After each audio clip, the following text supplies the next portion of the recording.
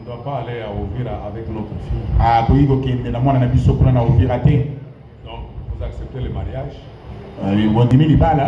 mais vous refusez là où vit le frère. Le frère a ses affaires à Kampala. Il a ses affaires à Bujumbura. Il a ses affaires à Uvira. Il abandonne tout ça. Qu'il vienne à Kinshasa. Commencer à zéro. Non, non. C'est pas correct. Parce qu'il travaille là-bas. Il n'est pas oisif. Il n'est pas chômeur. Il a ses affaires. Il voulait épouser une femme et l'amener là-bas. Les familles sont matérialistes. Les familles sont très matérialistes. Si les frères étaient venus du Canada, vous allez voir toutes les filles. Debout. Parce que c'est un mari qui est venu du Canada. Il va épouser. Il va m'amener au Canada. Mais quand il vient pour épouser, amener à Uvira, on commence d'abord à dire où voilà. Vous ne savez même pas prononcer Uvira.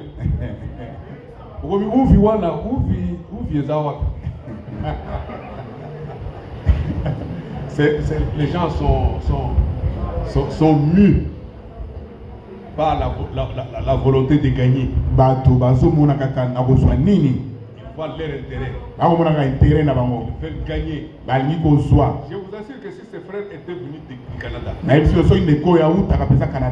y aurait des combats, même dans notre assemblée.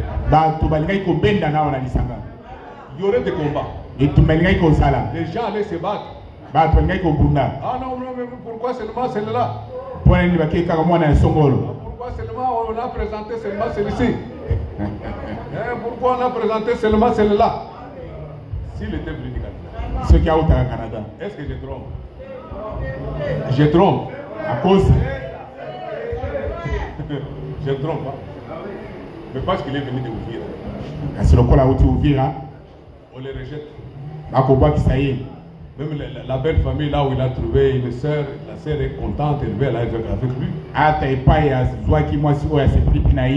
On l'a d'abord obligé de faire des examens. De faire les examens du sida, l'examen d'électrophoreuse, d'hémoglobine. On lui a soumis à beaucoup de choses. Et il s'est laissé entraîner. Mais malgré ça, on vient inventer encore quelque chose. Le papa ne veut pas que sa fille parte à Uvira.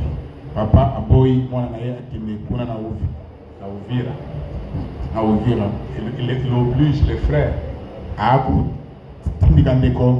que pour que le mariage ait lieu, il faut que les frères viennent habiter ici. Je crois que c'est une sentence. C'est une sentence. Il faut s'en tenir à ça. Tu vas rentrer à Uvira. Et Dieu va t'aider. Tu vas trouver une femme à Uvira. Nous allons prier pour toi. Et te laisser entre les mains du Seigneur. Amen. Amen. Amen. Amen. Et amen. Amen. Nous revenons à l'écriture. Le frère Franck, dans la prédication d'hier samedi,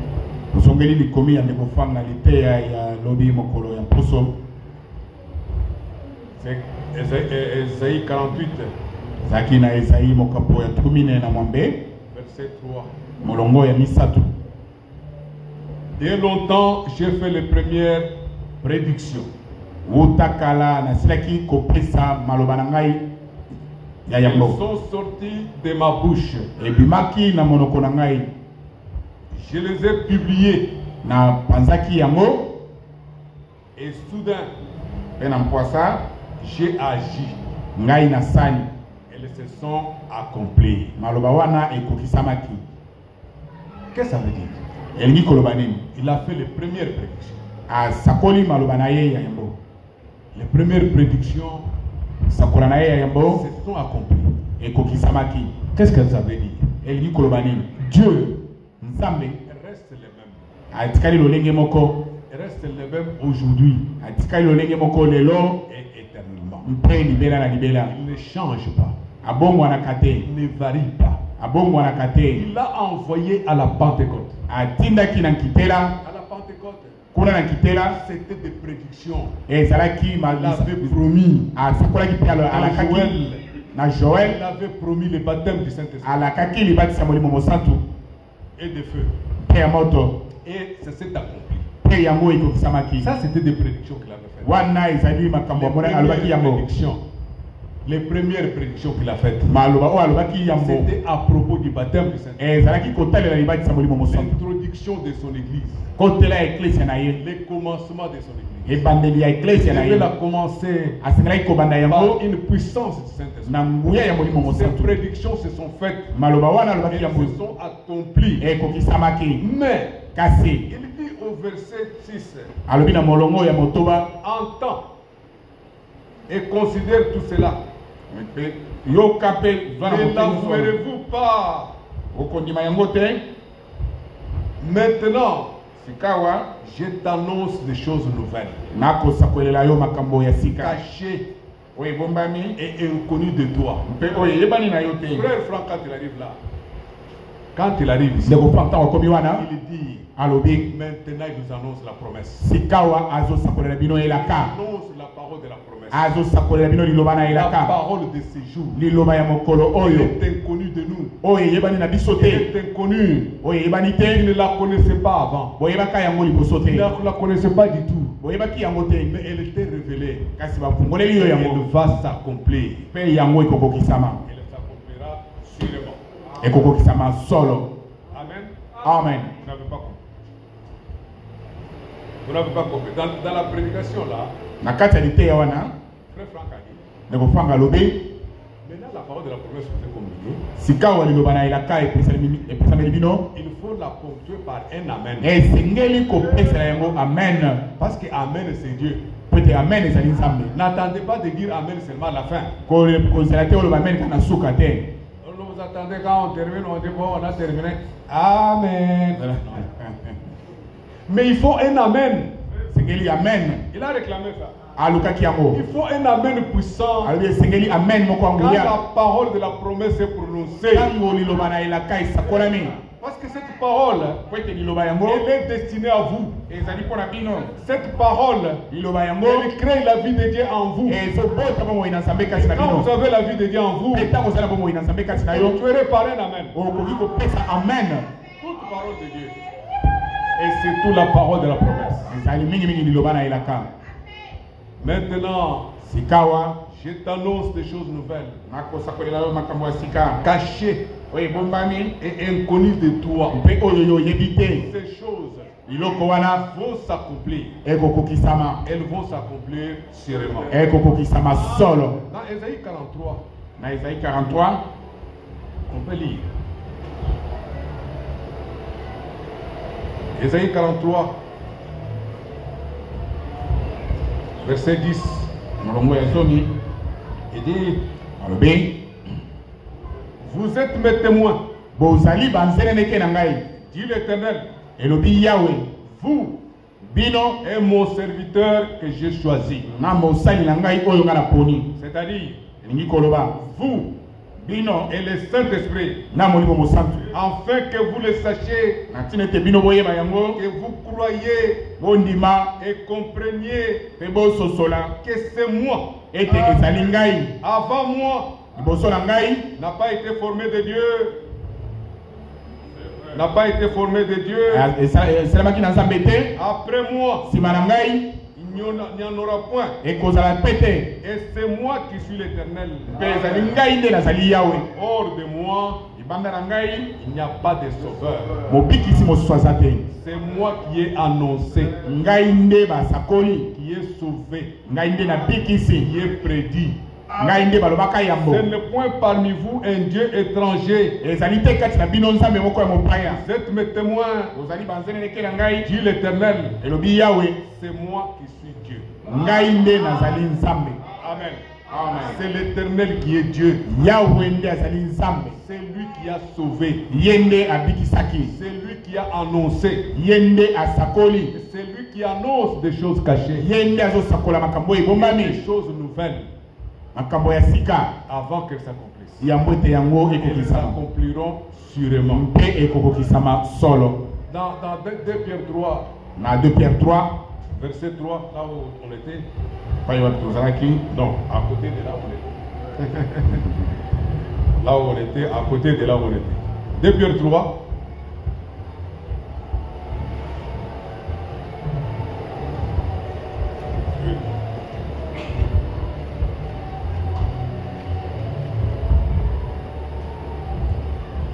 Pierre 3, verset 3, il dit 2 Pierre 3, mon sachez avant tout,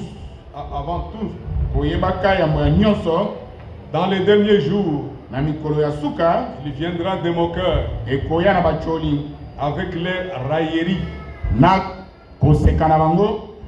selon leurs convoitises. Où est la promesse de son avènement? Car depuis que les pères sont morts, tout demeure comme dès le commencement de la création. Ils veulent ignorer que des cieux existaient autrefois par la parole de Dieu, de même qu'ils tirent de l'eau, formés de l'eau, et que par ces choses, le monde alors fut submergé par l'eau. Donc ils disent, ils enseignent que la promesse de sa venue depuis les temps anciens, ils annoncent ça. Ils marchent selon leurs convoitises, la promesse de son avènement. Mais le Seigneur dit, toutes les choses qui sont sorties de ma bouche, je les ai publiées. Soudain j'ai agi et elles se sont accomplies. Aucun trait de la lettre ne passera. La terre et les cieux peuvent passer. Aucun trait de la lettre ne passera. Une promesse de Dieu ne restera inaccomplie. Dieu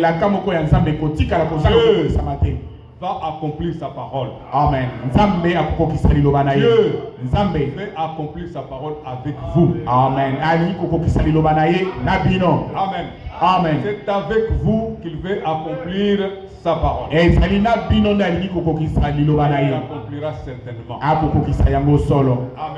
Amen. Amen. Amen. Amen. Alors il dit au verset 17, là, il est allé au verset 17. D'abord au verset 11. Au verset 11, il a dit. Verset 11 d'Ésaïe 48. C'est pour l'amour de moi. Pour l'amour de moi que je vais agir. Comment mon nom serait-il profané? Je ne donnerai ma gloire à un autre. Toute promesse faite trouvera son accomplissement. Dieu, il veille sur ses promesses de bénédiction. Mais de l'autre côté, Dieu veille aussi sur ses promesses de malédiction. Ah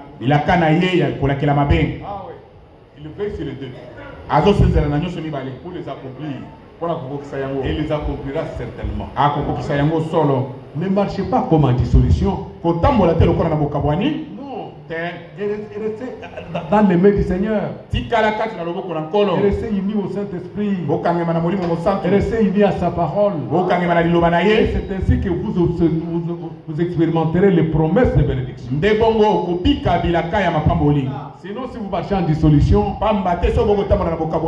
vous êtes contre la parole. Vous êtes contre les envoyés de Dieu. Vous êtes contre ceux qui prêchent. Mais Dieu va vous régler les comptes. Parce qu'il a promis de régler les comptes. Vous êtes un méchant. Vous êtes un méchant. Un méchant, c'est celui qui marche en marge de la parole. Et qui combat la parole. Qui combat l'esprit qui prêche. Marche en dissolution. Dieu va régler ses promesses de malédiction. Donc c'est ainsi qu'il dit, c'est pour l'amour de moi, pour l'amour de moi que je vais agir. Comment mon nom serait-il profané? Je ne donnerai pas ma gloire aux autres. Je ne donnerai pas ma gloire à un autre. Alors il dit au verset 16, approchez-vous de moi. Approchez-vous de moi. Et écoutez. Dès le commencement, je n'ai point parlé en cachette. Dès l'origine de ces choses, j'ai été là. Maintenant, le Seigneur l'Éternel m'a envoyé avec son esprit.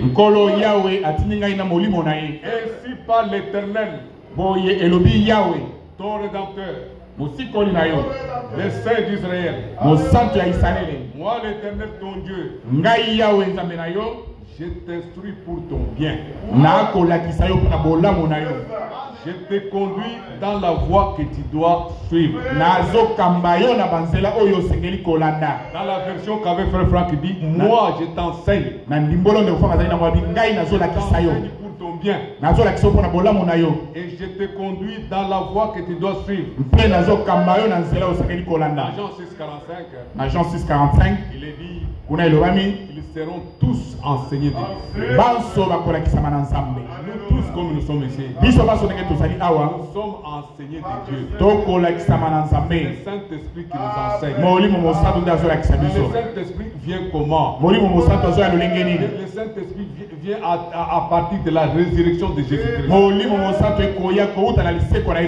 Si Jésus n'était pas ressuscité des morts, le Saint-Esprit ne pouvait pas être. Nous avons dit ici dans cette assemblée que les apôtres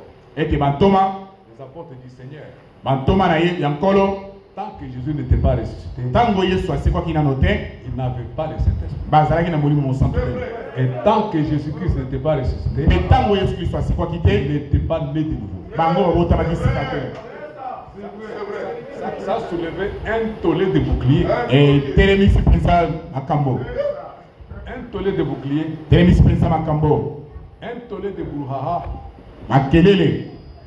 Comment? Vous dites que Pierre n'était pas né de nouveau. Que Pierre et Jean n'étaient pas nés de nouveau. Quand ils étaient avec Jésus-Christ. Non. Ils étaient nés de nouveau. Parce qu'il l'appelait Père. Les conditions requises sont celles-ci. Il faut recevoir la parole de la promesse de ton temps. Il faut recevoir la sémence. Parce que, attends. Notre réconciliation a été obtenue à la croix. Notre pardon a été obtenu à la croix. Notre guérison a été obtenue à la croix. Ça, ce sont des choses qui sont faites à la croix. Et ces choses-là sont disponibles pour quiconque. Quiconque, c'est quiconque. Quiconque veut dire quiconque. Donc il reçoit tout ce que Jésus a fait à la croix. Il le reçoit déjà. S'il croit seulement à la croix, il a ça. C'est pourquoi même les catholiques, ils peuvent prier aussi le Seigneur. Demander la guérison. Il les guérit. Même les protestants, ils peuvent prier aussi le Seigneur pour avoir la réconciliation. Mais il dit mais ça introduit une négation. Ça introduit une négation. Mais pour la nouvelle naissance, il faut que la semence soit là. Alors pour la nouvelle naissance, ce que je veux dire en d'autres termes, il faut que la révélation soit là. La révélation, tu ne peux pas naître de nouveau. Dieu te révèle. Il te révèle quelque chose qui était caché. Il te révèle une nouvelle chose. Il te dit, naissez de nouveau. Recevez la parole de la promesse. Naîtrez de nouveau. Donc, pour la nouvelle naissance, il faut que la semence soit là. Mais est-ce qu'on peut dire que Pierre était né de nouveau avant que Jésus le ressuscite? S'il était né de nouveau, il a régné le Seigneur, non? Il a régné. Il a refusé. Non, non, je ne le connais pas. Ah non, mais moi je ne le connais pas.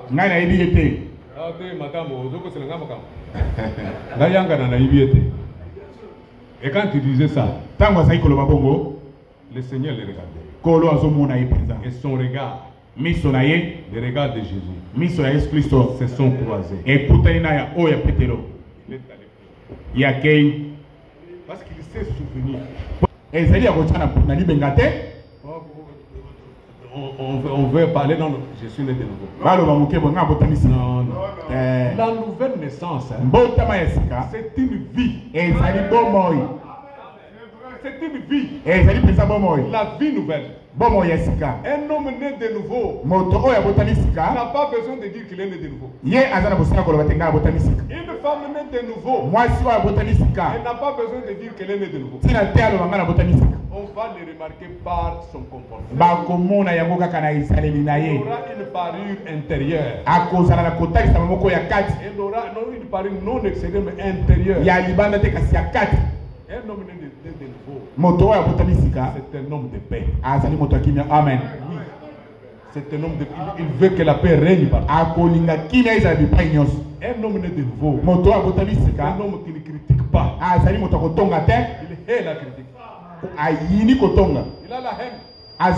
La haine contre les critiques. Il a la haine. La haine contre la jalousie. La haine contre l'envie. C'est ça, le fruit qu'on va voir. Un homme ne peut pas régner Jésus-Christ. Il va le régner comment? Toi tu es né du Saint-Esprit. Lui aussi est né du Saint-Esprit.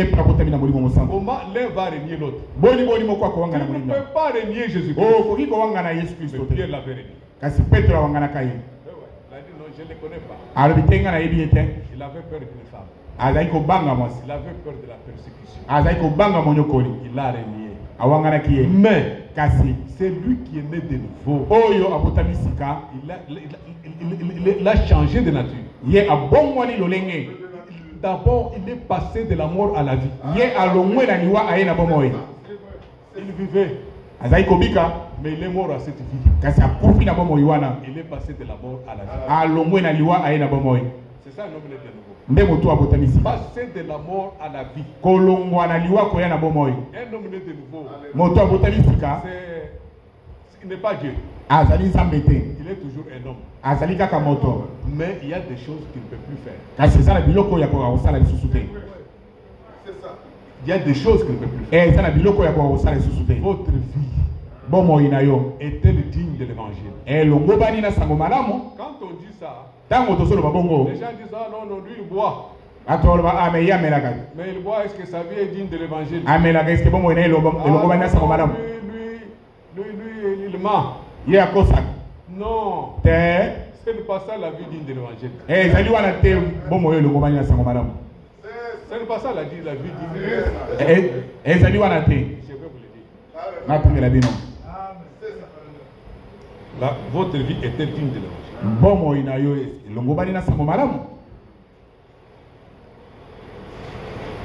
Alors il dit ceci. Dans la prédication, votre vie est-elle digne de l'évangile? Paragraphe 271. Paragraphe 271. Priez Dieu pour qu'il fasse lever en vous la lumière de ces jours, la parole d'aujourd'hui, la parole de la promesse d'aujourd'hui. Priez Dieu pour qu'il fasse lever en vous la lumière de ces jours, pour que vous soyez un serviteur de Dieu obéissant. Et alors, les fruits de l'esprit demeurent à jamais dans votre vie. Ça, c'est une vie digne de l'évangile. La lumière de ces jours, la parole prophétique, la parole sémence pour aujourd'hui doit briller dans votre vie.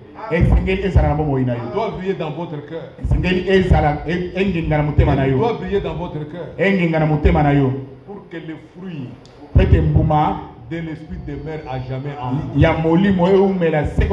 Nous avons écouté la prédication, vous êtes les sept. Et mon père est le serment. Non, je me suis trompé. Vous êtes les serments. Et mon père est le serment. Les cèpes ne portent jamais de fruits. Vous n'allez pas demander à Dieu de vous donner le fruit du Saint-Esprit. Les fruits, elles sont portées par les sarments. Mais uniquement par les sarments qui sont nourris par les cèpes. Ils font la vie du cèpe. Ils manifestent en fruits. Amen. Amen. Amen.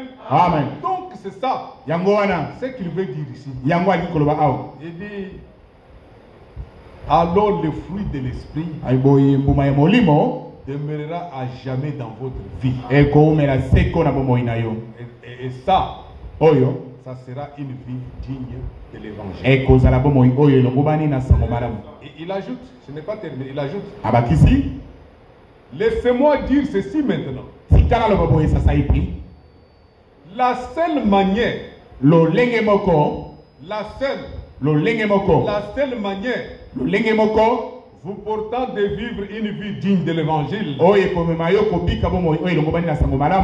c'est de laisser l'évangile lui-même, chaque portion de l'évangile, venir en vous et refléter ses promesses pour aujourd'hui, en les confirmant. Laissez Dieu vivre en vous pour confirmer les promesses de ces jours. C'est ça la vie digne de l'évangile. Un homme de groupe de prière. Non, vous menez une mauvaise vie. Vous ne menez pas la vie digne de l'évangile. Vous êtes ceci. Vous êtes là. Tais-toi. Nous menons la vie digne de l'évangile. Parce que nous croyons aux promesses de Dieu pour ce jour. Nous croyons aux promesses de Dieu. Et si nous avons une bonne vie, c'est la vie digne de l'évangile. faux apôtre là, Thomas Moko Lokuta. nous avait traité dans son assemblée, dit non, ce sont des frères qui vivent une mauvaise vie. Ah, le Baki Yabison Alsangana qui va d'abord de Koba Bika Gabon et Moko Amabe. Nous lui avons écrit.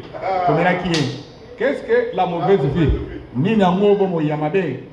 La mauvaise vie veut dire Bomo Yamabe Nikoloba. vivre en dehors des promesses de Dieu. Kobika Libanda Bilakana Nzambe. Vivre en dehors des promesses de Dieu pour ton temps. Kobika Libanda Bilakana Nzambe pour Natango na yo. C'est ça la mauvaise vie. Nde Bomo Yamabe yango wana. Comme vous là, Lokola bino wana. vous menez une mauvaise vie. Bozo bika Bomo Yamabe. Parce que la mauvaise vie, Pote Bomo Yamabe. c'est la vie en dehors des promesses de Dieu. Zali Bomo Libanda Bilakana Nzambe. Amen, amen. Amen. Amen, amen. Amen. On avait posé encore au frère Prince la question. Ba tunaki sunde ko motuna. Est-ce que vous êtes baptisé du Saint-Esprit? Bino mobati mina molimo mosantu. Ah, ouais, il souffre. Hein? Ay bato bazomo na passe. Il souffre beaucoup.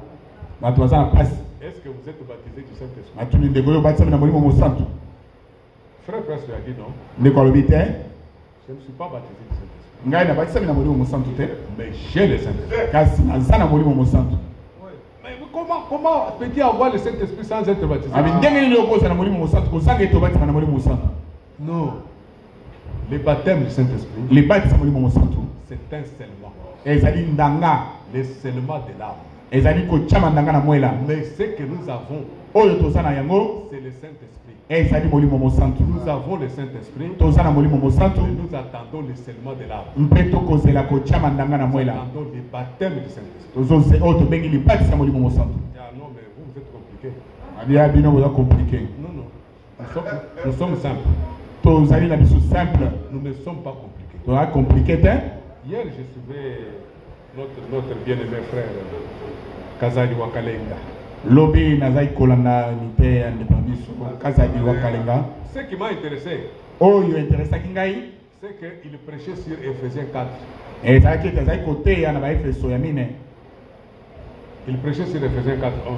Azali koteya na Ephésiens 4:11. Et j'étais excité Mpe na sukumamaki mpenza de l'écouter jusqu'à savoir ete nalanda ye kino na koyeba qu'est-ce qu'il dit d'Ephésiens 4, 11. nini yango ye azoloba na Ephésiens 4:11. Mais ce qu'il m'a dit Oyo alobi m'a fait rire. esekisi ngai.